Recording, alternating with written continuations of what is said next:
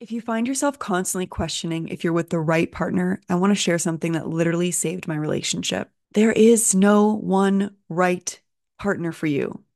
Everyone is a little bit wrong for you. We live in a culture that is obsessed with perfect compatibility and constant optimization. So, this has driven us to seek perfection in relationships. Instead of looking for the perfect partner, what if you could shift your focus to being with someone who isn't overly wrong for you? Meaning someone who is respectful, kind, values you, prioritizes the health of the relationship, and is willing to work through challenges.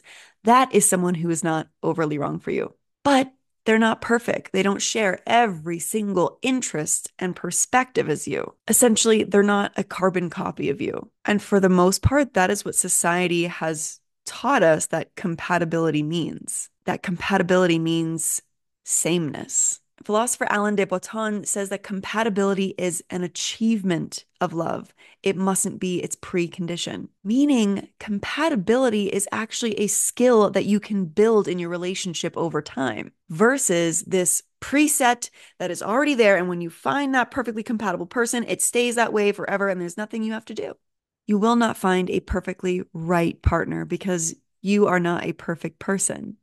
And this could either feel like a really disheartening thing or a really liberating thing. That there's no perfect person out there and that you don't have to be perfect either in order to have a really wonderful, loving, fulfilling relationship.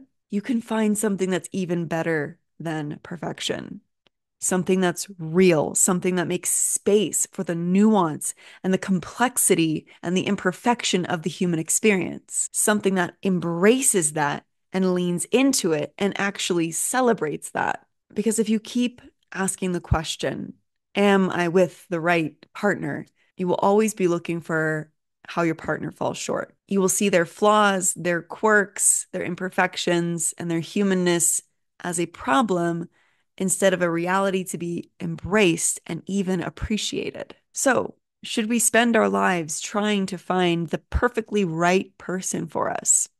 I would say no. Instead, we should look for someone who is kind, respectful, willing to navigate challenges, willing to have open and honest conversations, someone who wants a thriving relationship and is willing to do the work to create that with you. This person isn't going to be perfect. They're going to have little traits that kind of annoy you probably sometimes. They're going to have interests or hobbies that might be different from yours.